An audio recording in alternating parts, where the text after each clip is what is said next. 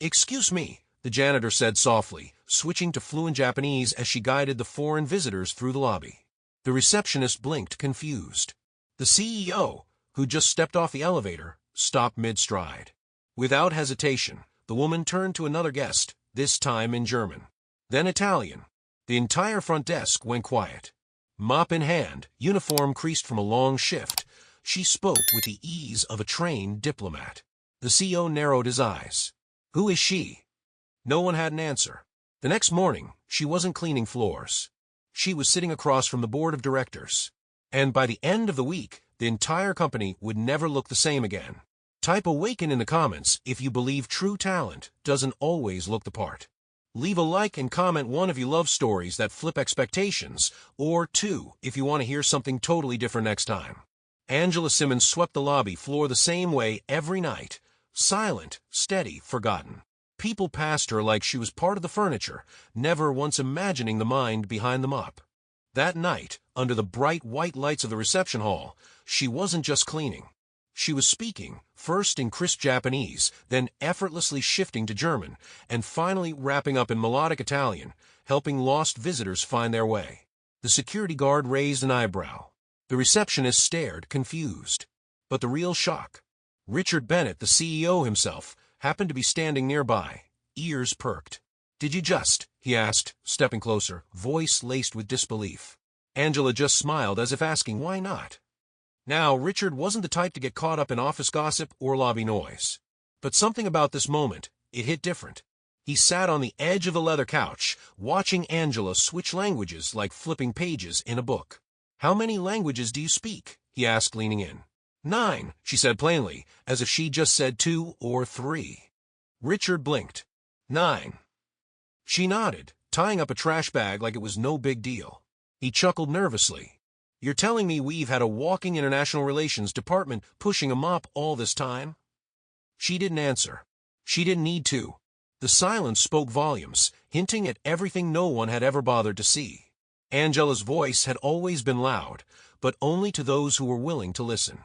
And that's the thing, isn't it? In a world obsessed with resumes, suits, and LinkedIn profiles, we often miss the brightest minds hiding in plain sight. Richard saw that. And for the first time in years, someone looked at Angela not as staff, but as a story untold. He wasn't just curious, he was captivated. What had led her to speak 9 languages? What else was buried under that uniform? As he stood up, already thinking about next steps, he didn't know yet, but he was about to find out. And so was she. Long before the uniform, before the late-night cleaning shifts and unnoticed genius, Angela sat in university lecture halls, head buried in linguistics textbooks, eyes glowing with curiosity. She had a full scholarship, every professor knew her name, every test was a breeze. "You have the gift," one of them told her, tapping her notebook filled with phonetic symbols and syntax diagrams. But life has a funny way of reshuffling the deck. Her mother fell ill. Suddenly, words like syntax and semantics gave way to treatment and bills. She dropped out just like that. "I'll come back next year," she told herself. But next year never came. Not when you've got a sick mom, and then, later, a daughter looking up at you with the same hungry eyes you once had. But Angela? She never stopped learning. She didn't need a classroom to chase knowledge. "If the world won't teach me, I'll teach myself," she whispered one night, flipping through a tattered German newspaper she'd found at a second-hand shop. Her nights became a symphony of foreign news stations, crackling shortwave radios, and dog-eared grammar books. She scribbled vocabulary on old receipts, practiced pronunciation while mopping floors, and mimicked radio hosts under her breath. The world had turned its back, but she built a library in her mind. "Angela, how do you stay so fluent?" a colleague once asked. "I never stopped listening," she replied, tapping her temple. "Languages are like people. You gotta stay in touch or you lose them. Think about it. How many people do you know who let life's interruptions become permanent endings?" Angela didn't. She couldn't afford to. With no degrees on her wall, and no formal job title to flaunt, she carved her own path. She turned every challenge into a stepping stone. Her nights were quiet, her progress unseen, but the fire inside her never dimmed. And that's the thing about lifelong learners, they're not waiting for permission. They just keep going. And soon, that quiet persistence would lead to an unexpected knock on a door she didn't even know was waiting to open. When Richard called Angela into his office, she thought it was about trash pickup. Maybe someone had complained. Her hands were still damp from scrubbing the stairwell railings. "Angela, come in, have a seat," he said, gesturing toward a chair she'd only ever dusted. She hesitated. "Me?" she asked, pointing to herself like a kid caught sneaking into a VIP lounge. He nodded. "You." She sat down slowly, looking around at the polished mahogany desk, the wall of plaques, the view of a city she knew mostly from street level. Then came a question. How would you feel about taking on a new role here, analyst of global connections? Her breath caught. "But I don't have a degree," she stammered. "Neither do half the geniuses I know," he smiled. "But none of them speak 9 languages." Angela wasn't sure what stunned her more, the offer, or the fact that someone finally saw her. "But I've never worked in an office. I don't even know how to." Richard held up a hand. "That's fine. You'll learn. What you have, no university can teach." She wanted to say yes, but fear wrestled with hope in her chest. Could she fit in? Would they laugh? Still, something deeper whispered, "Say yes. You've earned this." And so she did. That very week, she traded her uniform for business casual and stepped into a department where no one knew her name, but they were about to.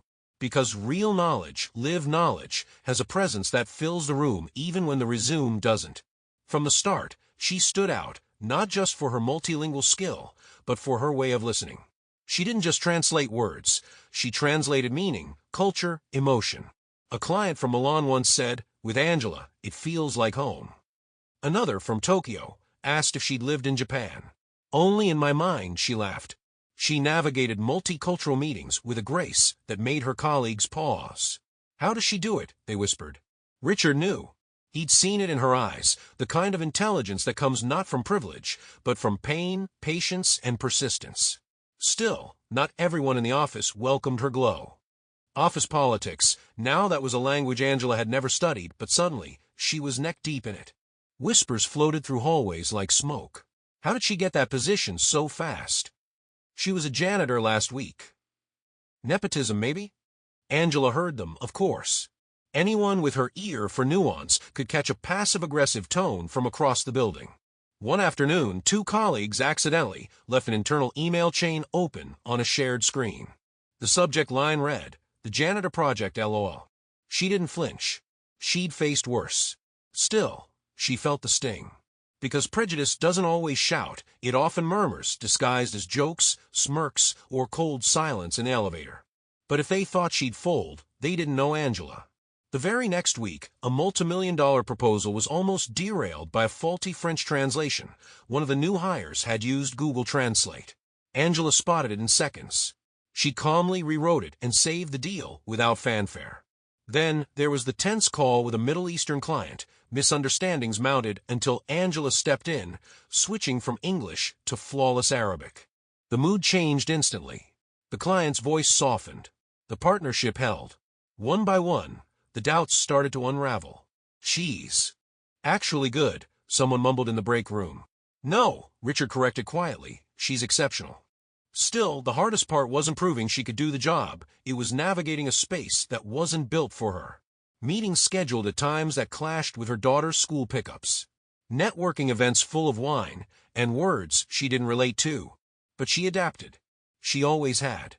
And slowly people stopped seeing the janitor who got lucky, and started seeing the professional who never needed luck, just a fair chance. Even so, Angela knew this was bigger than her. If she had to fight for a seat at the table, maybe it was time to make sure others didn't have to fight so hard just to be seen. Angela didn't just want a better seat, she wanted to build a longer table. That's how Reyes' Vivas was born. It started small, a lunch-hour gathering in the break room where she helped cafeteria workers and night staff practice conversational English and Spanish.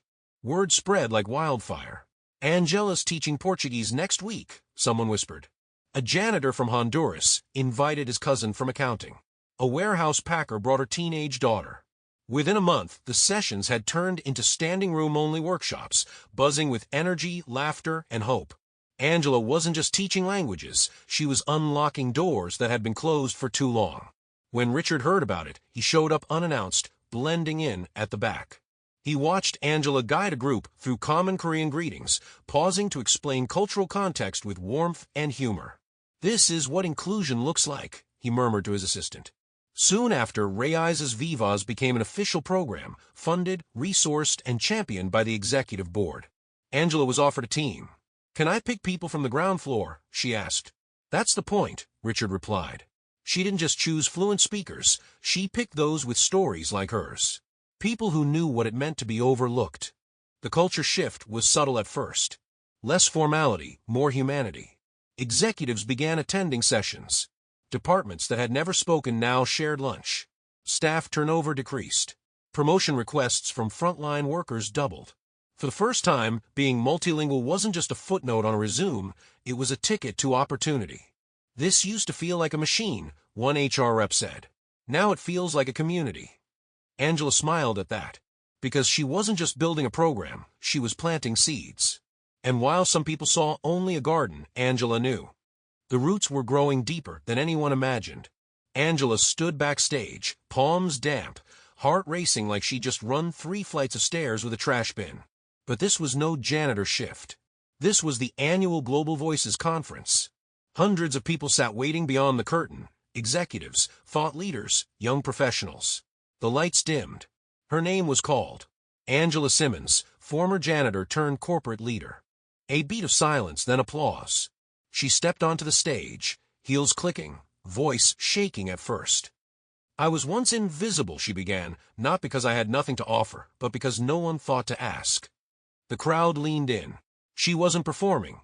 She was revealing. And in doing so, she reached into every soul in that room. She told them about speaking 9 languages while scrubbing bathroom tiles. About raising a daughter on late-night leftovers and whispered dreams. About feeling like she had to hide her brilliance to keep her job. "Talent," she said, "doesn't wear a name tag. Sometimes it wears gloves and carries a mop."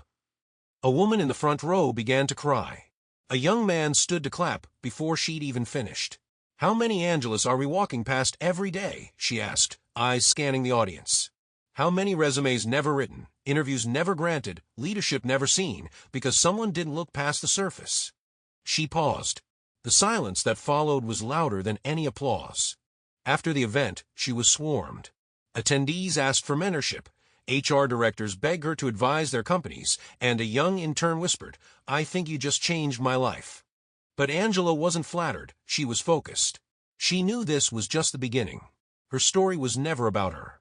It was about the thousands like her, hidden in plain sight, waiting for someone, anyone, to open a door. And she wasn't done knocking.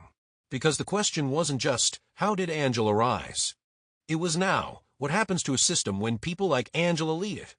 Angela never wore a suit, not because she didn't own one, but because it didn't feel like her. Her uniform had been different. It smelled of bleach, bore the weight of tired knees, and carried the kind of dignity you don't buy off a rack.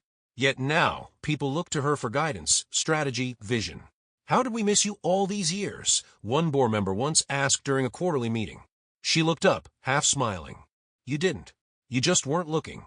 That answer echoed through the room like a lesson everyone had forgotten. Because leadership, real leadership, doesn't always walk in with confidence, it often walks in with conviction. Angela didn't lead by title. She led by presence. By showing up early, staying late, and doing the work others skipped. She wasn't interested in optics, but in outcomes. When younger employees sought her advice, she didn't talk about strategy first. She asked, "Who are you doing it for?" That question unraveled many. She knew that true leadership wasn't about getting ahead, but lifting others as you climb. And people felt it. "You changed what leadership looks like around here," Richard once told her. "No," she said gently. "I just reminded you what always should have looked like." And in that moment, he realized he hadn't just hired talent, he'd been mentored by it. Angela became a mirror to the entire company. A living contradiction to old beliefs about merit, status, and intelligence. Her story peeled away the polish from corporate culture and exposed the raw, uncomfortable truth. Talent often exists where privilege refuses to look. She was no anomaly, she was proof. Proof that greatness doesn't always knock, it sometimes sweeps. And in the reflections she left behind, people began to see their colleagues differently. Their assumptions changed. Their hiring practices shifted. And quietly, almost imperceptibly, the company she once cleaned began to clean itself, from the inside out. Angela's story isn't just about one woman beating the odds. It's a wake-up call. A reminder that brilliance doesn't always wear a badge, and that the next great leader in your life might be hiding in the most unexpected place. So let me ask you, how many Angelas have you walked past without ever knowing it? What hidden talents could you be overlooking in your own team, your community, or even yourself? If this story moved you, hit that like button. It helps more people discover voices like Angela's. Drop a comment below and tell us, have you ever felt underestimated? Or have you witnessed someone rise despite the odds? We read every single one. And if you're not already subscribed, now's the time. Tap that subscribe button and turn on the notifications, because we share real stories that challenge what you think you know and inspire what you can become. Before you go, don't miss the next video. It's linked in the description and showing on your screen right now. It dives even deeper into what makes a true leader. And trust me, you won't see leadership the same way again.